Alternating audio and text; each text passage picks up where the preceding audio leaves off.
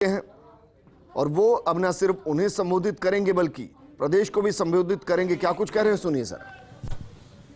जिंदाबाद की जगह नहीं है ये हम लोग विशेष पर्पज से यहाँ पर सब हाजिर हुए हैं। मुझे खुशी है कि आज मुझे यहाँ आने का सौभाग्य मिला। पहले भी मैं जब कैंप लगे आने का मैंने प्रयास किया है।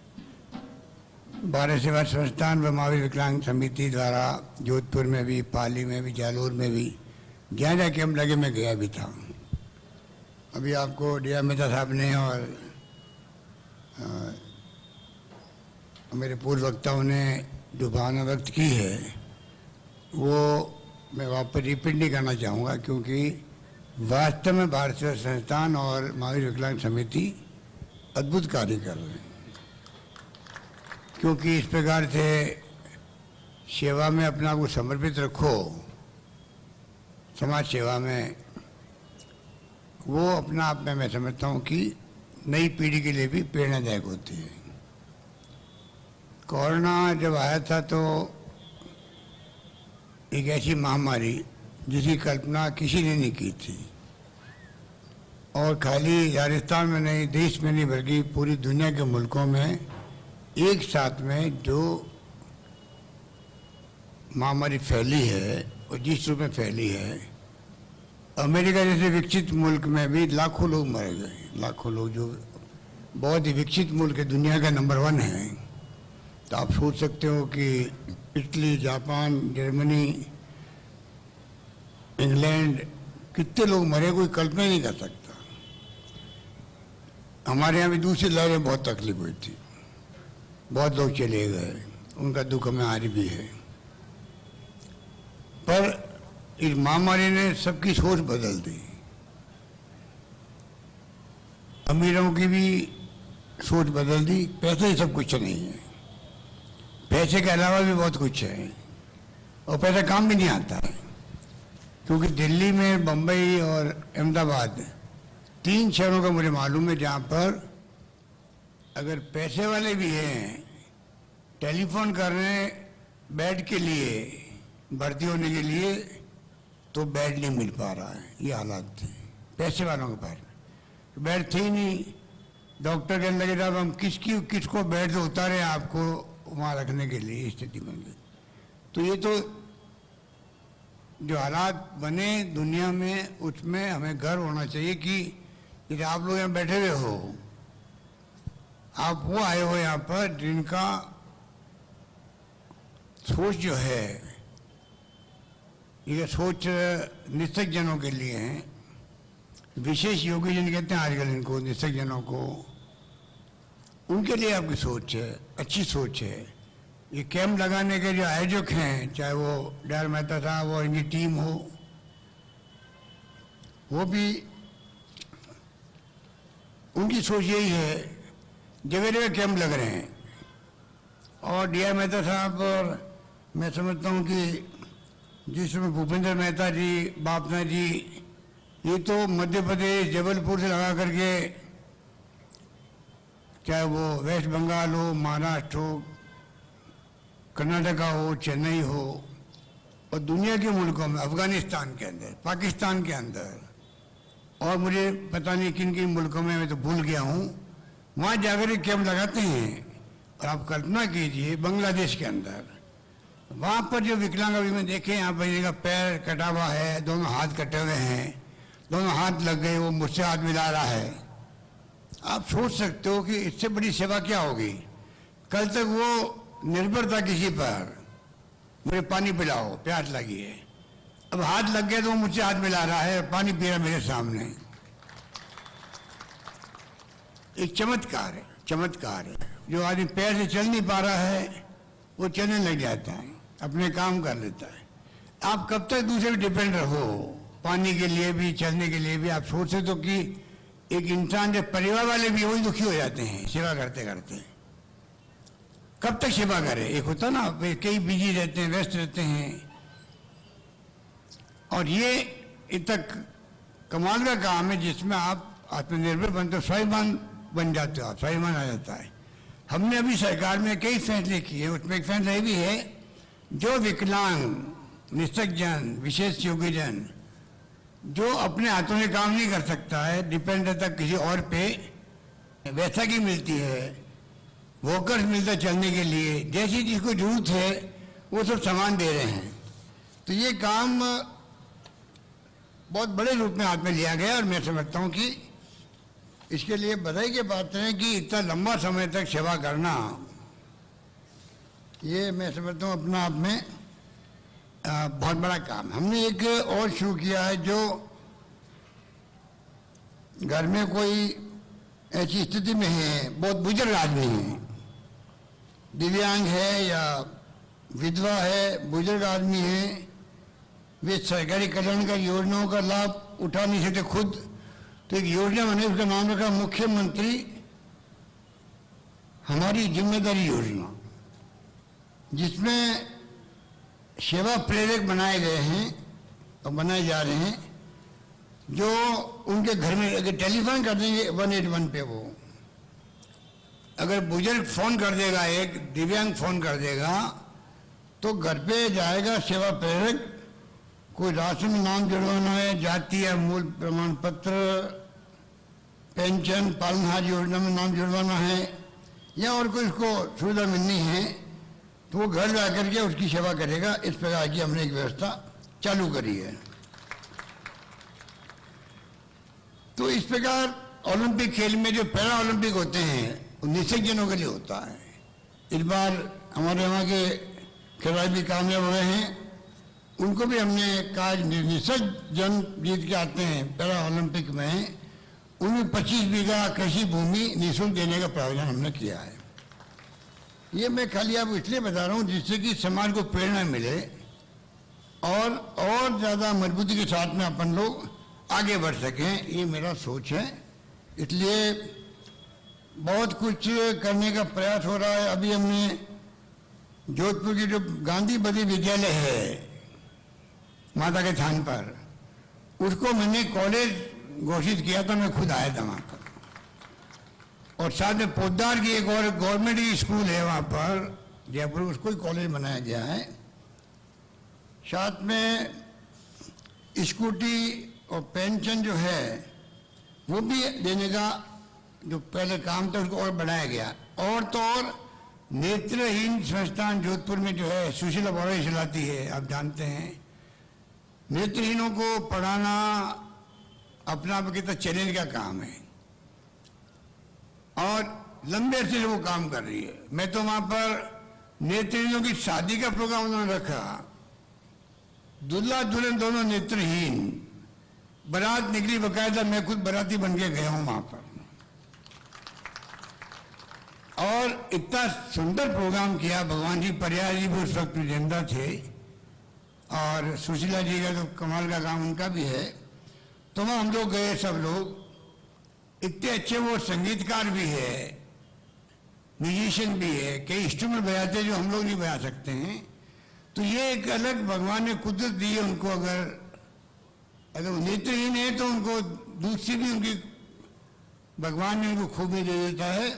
मैं समझता हूँ कि ये तमाम काम जोधपुर में होते हैं, जोधपुर के लोगों में और राजस्थान के लोगों में भी। मैंने कोरोना में देखा, मैंने कहा कोई भूखा नहीं सोना चाहिए, क्योंकि घरों में बंद थे, लॉकडाउन हो गया था। उस वक्त में चाहे पुलिस कांस्टेबल हो, चाहे कोई नर्सेज हो, कंपाउंडर हो, सब ने जो है सेवा करी। पब्लिक के लोगों ने भी, एनजीओ ने भी, धर्मगुरुओं ने भी, सब लोग लग गए और राजस्थान वास्तव में कोई भूखा नहीं सोया। और मैंने भी जो है 5 बार 1,000 रुपये उनके खाते में डलवाए, एक बार 1500 और 4 बार 1,000 रुपये। उन लोगों को जो जिनको कोई जानता ही नहीं है, बहुत ही डेस्टिट्यूट है, कोई पट्टीबेस होते हैं, कोई पता नहीं, कोई ठेला चलाते, ठेला बंद हो गया उसका, जब लॉकडाउन हो गया तो छोटा मोटा जो बैठता है घंटा करके या बाहर या अंदर कहीं भी ठेला लेकर के नीचे बैठ करके वो कैसे पैसे कमाएगा। तो भूखा नहीं रहना चाहिए। वो भी हमने उनकी सर्वे करवा के मैंने घर घर पैसे भिजवाया। जामडोली जयपुर में अभी चल रहा, वहाँ पर दिव्यांगों का बाबा साहब जाते रहते वहां पर।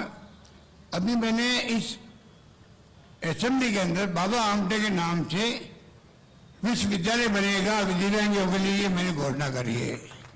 मैंने राजस्थान पहला विश्वविद्यालय जिनके लिए आप आए हो उन लोगों के लिए बनाया जा रहा है। ये हमने पहला बड़ा काम हाथ में लिया है। रोजगार भी जो नरेगा में विशेष योजनाओं को 100 दिन की बजाय 200 दिन रखा गया है।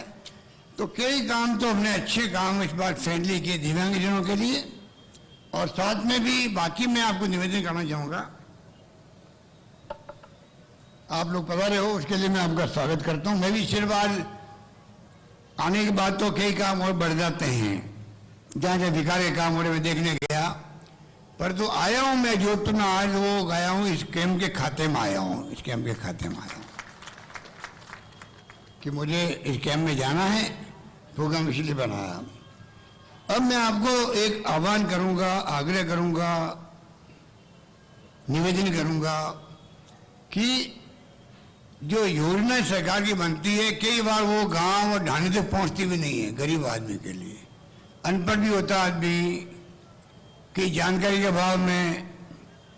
हालांकि आजकल सोशल मीडिया और आपका टेलीफोन का तो क्रांति हुई, जो राजीव गांधी का सपना था देश के लिए, उसी ढंग का आज आईटी और इंटरनेट की सेवाएं मिल गई। अभी मैं एक बच्चे को पूछ रहा था, जब वो उसको मिली ट्राईसाइकिल, मैं कहा तुम्हें किसने कहा यहाँ आने का, तुम्हें कैसे मालूम पड़ा? तो उसने कहा मैंने मोबाइल फोन के अंदर देखा, उसके अंदर सोशल मीडिया में आया था कि कैंप लग रहा है। तो ये आप सोच सकते हो कितनी बड़ी क्रांति है। दुनिया भर में जो आप व्हाट्सएप करते हो या मैसेज भेजते हो, सोशल मीडिया में उपयोग करते हो, इंस्टाग्राम का या फेसबुक का या ट्विटर का जो भी है, तो एकदम आप एक सेकंड में सब देख सकते हो। तो अभी मैंने चिरंजीवी योजना जो लागू करी है, पिछली बार आपके आशीर्वाद से जब मैं दूसरी बार मुख्यमंत्री था तो पहली बार देश में हमने दवाएं फ्री करी थी राजस्थान के अंदर, टेस्ट फ्री किए थे, dialysis free, blood test free, कई टेस्ट फ्री किए थे। अब तो हमने बहुत आगे बढ़ गए हम लोग। अब जो चिरंजीवी योजना लागू मैंने करी है उसमें 5 लाख तक का बीमा पहले था। 5 लाख तक इलाज आप सरकारी या प्राइवेट अस्पताल में करा सकते हो। प्राइवेट में मान लो 40 अस्पताल है, उदाहरण दे रहा हूँ आपको, तो हो सकता है कि 5-7 लोगों ने उसमें भाग नहीं लिया हो, बाकी सबको उसमें जोड़ा गया है। उसके अंदर जो आदमी जाएगा तो 5 लाख तक का इलाज उसका फ्री होगा। ये पहले स्कीम बनाई मैंने। अब मैंने अभी बजट के अंदर 5 लाख की जगह 10 लाख कर दिया। 10 लाख तक आप इलाज फ्री कर सकते हो। हिंदुस्तान में कहीं पे भी नहीं है 10 लाख तक का आप इलाज फ्री करवा सकते हो।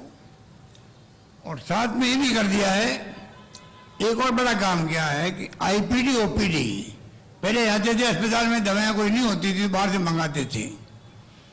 अब तो जब चिरंजीवी योजना लागू हो गई है तब भी जो है अस्पताल, पीएचसी, सीएचसी गांव में कहीं पे भी आईपीडी ओपीडी सब फ्री रहेगी, कोई पैसा नहीं लगेगा। पर दवाइयाँ इकट्ठा करने में टेंडर करने पड़ते, टाइम लगता। तो मैंने कल ही जयपुर में फैसला किया 1 महीने गैप दो, 1 मई से डिक्लेयर करो स्कीम को, नहीं तो लोग कहेंगे साहब हम गए थे और ये दवाई नहीं मिली हमें। तो 1 महीने में ये सब इंतजाम हो जाएंगे। तो 1 मई से आपको, वैसे आपका इलाज फ्री हुए है, वो तो स्कीम चल रही है चिरंजीवी योजना, पर कोई दवाई नहीं है मान लो, तो बाहर से क्यों मंगाया? वो भी सरकारी जिम्मेदारी है डॉक्टर्स की, वहाँ के मैनेजमेंट की, वो मंगा के देंगे आपको। 1 मई के बाद में आप अंदर जाओ, बाहर घुसो, कोई पैसा खर्च नहीं होगा, पूरा इलाज फ्री होगा।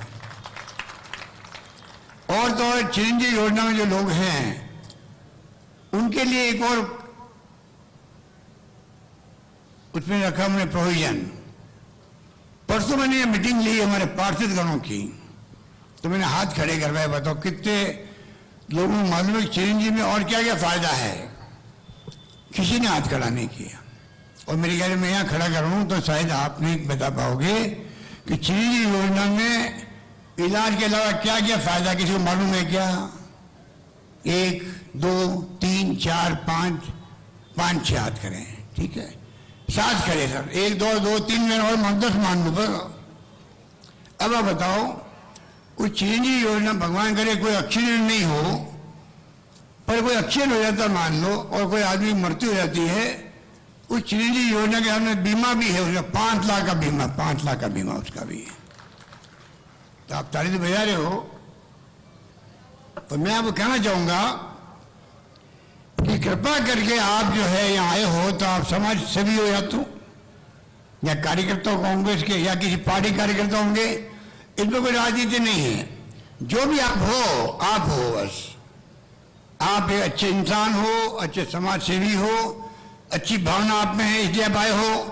आपको मैं आह्वान करूंगा, कृपा करके जो स्कीमें सरकार की है वो आप उस गरीब तक पहुंचाने का काम भी करो। गांव के अंदर भी, घर के अंदर भी, मोहल्ले के अंदर भी गाइड करो उसको।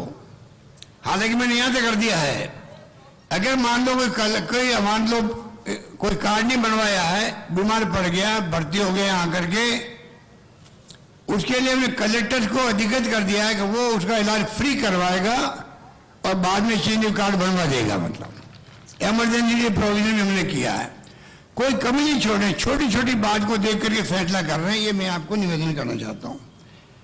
बाकी तो भी बहुत कई फैसले हुए हैं। आपको मालूम है कि हमारे जो कर्मचारी थे उनका भविष्य, बहुत ही चिंतित थे भविष्य को लेके कि बुढ़ापे में क्या करेंगे, जो रिटायर होंगे तो पता नहीं पेंशन मिलेगी नहीं मिलेगी। बड़ा काम किया, उनकी ओल्ड एज पेंशन लागू कर दी हम लोगों ने। पूरे देश के लोग खुश है उससे, और सब जगह ये मांग उठ रही है कि ये स्कीम लागू पुराने वाली होनी चाहिए। पेंशन कम से कम जिंदगी में बुढ़ापे के अंदर काम आए, उसके अभाव में लोग बहुत भुगत रहे हैं। आज सुबह मुझे मिले थे 2-3 संस्थाओं के लोग, तो दुखी थे आप सोच नहीं सकते। बिजली विभाग के भी कोई पेंशन जब हुई होगी 20-25 साल पहले, ऑप्शन नहीं दिया उन्होंने, मान लो उस वक्त में। आज वो इतने भुगत रहे, बड़े बड़े अधिकारी भी तकलीफ के अंदर है। और ओल्ड एज पेंशन ऐसी चीज है कि उसमें डीए बढ़ता जाता था साथ के अंदर, और फिक्स अमाउंट होता है। नई पेंशन में तो पैसा इन्वेस्ट होता है शेयर मार्केट के अंदर, म्यूचुअल फंड के अंदर। अब शेयर मार्केट ऊपर नीचे चलता जाता है, अगर उतना घाटा लग गया शेयर मार्केट में तो पेंशन उसके अनुसार मिलेगी उसको। आप बताइए, इससे बड़ा अनसर्टेनिटी क्या हो सकती है। तो लोग चिंतित थे। आज मैं समझता हूं कि हजारों लोग आ रहे हैं जयपुर में धन्यवाद देने के लिए। अरे मैंने कहा भाई धन्यवाद बहुत हो गया अब तो, पर रुक ही नहीं रहे हैं, क्योंकि इतना उनमें जोश आ गया भाई अब जिंदगी में आपने हमारे बुढ़ा के सारे आप बन गए हो, इतने खुश लोग हैं। बाकी हमने किसानों के लिए अलग बजट लेके आए हैं। 1-1 हजार रुपये दे रहे किसानों को बिजली कुएं के लिए। 5.5 लाख किसानों को तो अब बिजली के बिल ही नहीं आ रहा, कुओं पर ये स्थिति बन गई है। ये बयान बैठे काश की ये ताली जोरदार नहीं बजा रहे, धीरे धीरे बजा रहे हैं। तो आप सोचिएगा, अभी मैंने और किया है, 50 यूनिट कम कर दिए, बिजली फ्री कर दी है 50 यूनिट। उसके अंदर भी 6-7 लाख लोगों को बिल नहीं आएगा, उनके भी नहीं आएगा। और जिनका आएगा वो कम आएगा, क्योंकि 150 यूनिट तक 3 रुपये कम कर दिए यूनिट, और 300 यूनिट तक 2 रुपये कम कर दिए। तो कई फैसले, पेट्रोल डीजल के दाम कम किए भारत सरकार। तो आप देख रहे हो कि चुनाव निपटते ही रोज पेट्रोल डीजल के दाम बढ़ रहे हैं, गैस के दाम बढ़ रहे हैं। महंगाई बहुत भयंकर मार कर रही है देश के अंदर। महंगाई बड़ा इश्यू है देश के अंदर। भारत सरकार को समझना चाहिए कि एक हद होती है महंगाई की भी, वो हद पार हो चुकी है। लोग दुखी बहुत हो गए, क्योंकि कोरोना की मार अलग, कई लोग की नौकरी चली गई कोरोना के अंदर, रोजगार खत्म हो गए, दुकानें बंद हो गई, महंगाई बढ़ रही है बहुत भयंकर, और साथ में बेरोजगारी, रोजगार नहीं मिला लोगों को। कि तमाम स्थिति बहुत ही चिंताजनक है, उससे हम सबको निपटना है। हम चाहेंगे केंद्र राज्य सरकारें मिलकर के इनसे निपटे, क्योंकि ये तो एक प्रकार से अर्थव्यवस्था की बात है जो मजबूत होनी चाहिए, तभी जाके रोजगार मिलेगा और महंगाई पे काबू आएगा। बजट मैंने जो पेश किया है उसकी सब जगह लोगों ने उसको वेलकम किया है। तो इसलिए कहने की बातें बहुत है, पर आप लोग सब जानते हो कि क्या क्या बजट में आया है। आपको तो मैं खाली भोलावण दे रहा हूँ, मारवाड़ी के अंदर भोलावण देवनी कहते हैं मेरे ख्याल से, भोलावण देवनी कि भोलावण ये है कि आप जाके कम से कम जो आपको गली मोहल्ले में कोई आजू का गाइड करो, उनको जो जो योजनाएं हैं जानकारी दो और उनको योजना पहुंचाओ जिससे कि वो उसका लाभ उठा सके। बस यही मुझे आपसे निवेदन करना है और मैं उम्मीद करता हूं कि आप कोई कसर नहीं छोड़ोगे इस काम के अंदर और उसी रूप में आप लोग आगे भी ऐसे कैंप लगते हैं ताकि आप लोग आके सेवा का काम भी करो, वॉलंटियर भी बनो, जो करते तो करो। भारत सेवा संस्थान आपके लिए खुला है, आपकी सेवा के लिए, आपके सुख दुख में वो हमेशा नरपत सिंह जी कछवाहा साहब बराबर लगे हुए हैं। पहले एम्बुलेंस भी यहाँ पर रखी हुई है। जो व्यवस्था आप कहोगे सेवा के लिए वो भारत सेवा संस्थान वो करेगा, ये मैं आपको विश्वास दिलाता हूँ। इन्हीं शब्दों के साथ मैं डी.आई. मेहता साहब को और भूपेंद्र मेहता जी को, बहुत एक्टिव है, भी हर कैंपों में जाते हैं, बापना साहब जाते हैं हमारे, और पूरी तरह समर्पित होकर प्रतिबद्ध होकर काम कर रहे हैं। हमारे आज प्रभारी मंत्री सुभाष गर्ग जी यहाँ पर है। आज तो ये बोल नहीं पाए, पर ये अभी प्रभारी जोधपुर के ये हैं। ये जो कोई काम आपको पड़े, जयपुर में मैं मिल पाऊँ नहीं मिल पाऊँ, सुभाष गर्ग को पकड़ लिया करो, काम हो जाएगा आपका। आपका अधिकार इनके ऊपर है। आप जोधपुर में आए तो मिलो इनसे, जैसे आज मुझे आप ऑपरेशन दे रहे थे, इनको भी जो आप अपना भी अपना काम करवाएंगे। प्रभारी मंत्री का महाराष्ट्र में नाम होता पालक मंत्री, पालने वाला, तो पालक मंत्री है ये जोधपुर के अंदर। ये आपकी पूरे ध्यान रखेंगे, सोच समझ के इनको जिम्मेदारी दी गई है। बहुत ही मैं समझता हूं कि इनके काम करने की शैली, कार्यकर्ताओं के साथ इनका लगाव, काम करवाने का तरीका वो भी इनको आता है। इसलिए मैं आपसे कहना चाहूँगा कि आप जो भी, क्योंकि मेरा आना बहुत पहले कम हुआ, 2 बार मुझे कोरोना हो गया, एक बार मुझे हार्ट के अंदर स्टेंट डालना पड़ा। ये कोरोना जो है, कोरोना होने के बाद में आदमी की कौन सी बीमारी हो जाए पता ही नहीं पड़ता है दुनिया के अंदर। अभी तक कोई पता नहीं कर पाया, किसी के हार्ट का, किसी के किडनी का, किसी के लीवर का, किसी का अस्थमा का, किसी के डायबिटीज का प्रॉब्लम पैदा होता है। तो मुझे भी हार्ट का हो गया, तो इसलिए मैं आ नहीं पाया और वहां मिल नहीं पाया।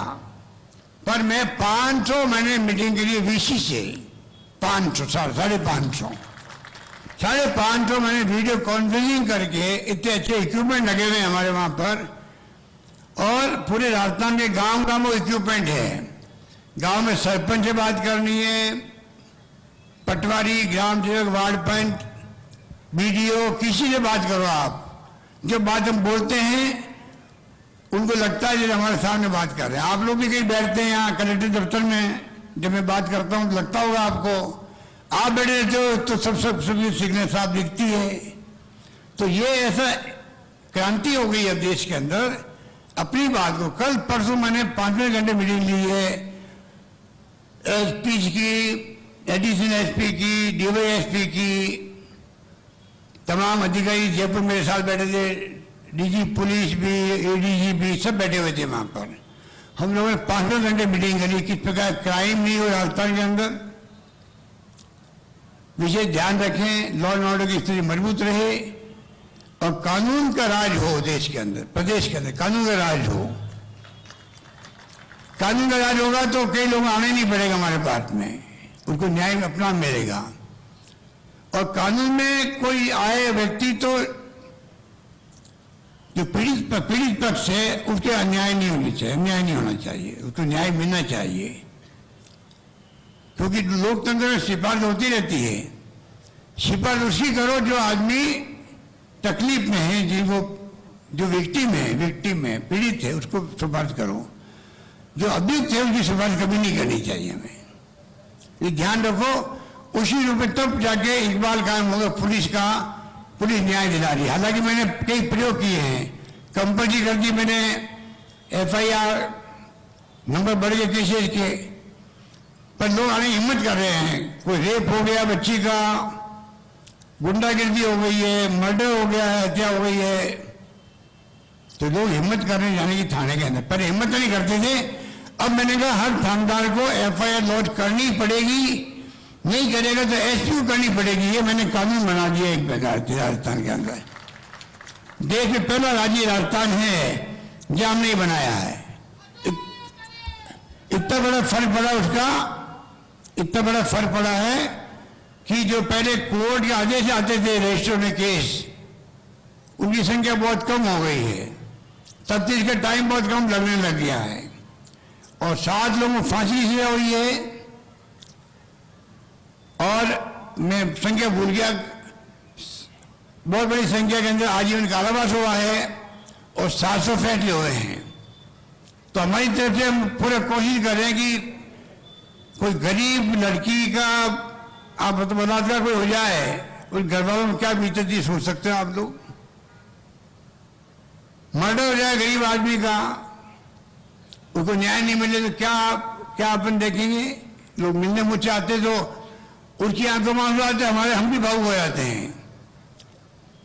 बच्चा गायब हो गया, अभी लोग 2 लड़कियां गायब हो गई जयपुर की, वकीलों ने धरना दे दिया। 2 बहनें थी, सगी बहनें, और वो लखनऊ में मिल गई कल परसों दोनों। तो कहने का मतलब कि पुलिस की अपनी जिम्मेदारी भी है, उनको हमें सहयोग भी करना चाहिए, और पुलिस की कहीं कमजोर लगे वो बताना चाहिए हम लोगों को। आपको हम चाहेंगे कि मैंने एक प्रयोग और किया, पुलिस थाना मैंने बनवा दिए, स्वागत कक्ष बनवा दिए, हिंदुस्तान में कहीं पे भी नहीं है।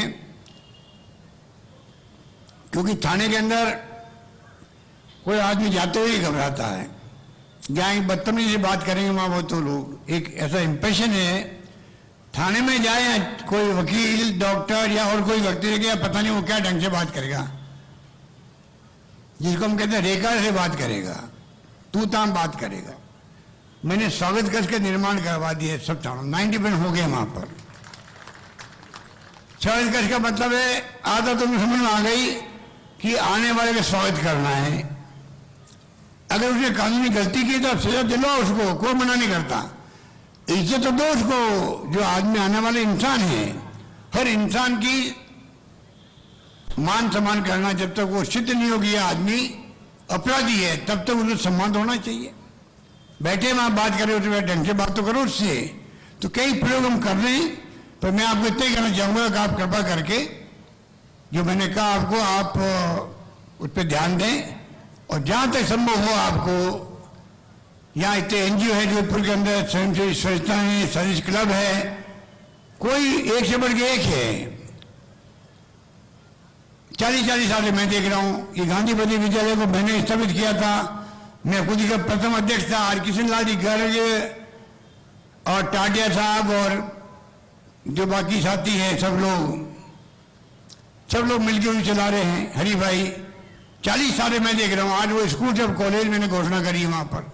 तो कहने का मतलब ये कि काम हाथ में लोगे, आपको संतुष्टि मिलेगी, जिंदगी मैंने कुछ किया है समाज के लिए। यही बात कहता हुआ मैं आप सबका बहुत आभारी हूं। आप लोग पधारे हो, धन्यवाद। जय हिंद, धन्यवाद।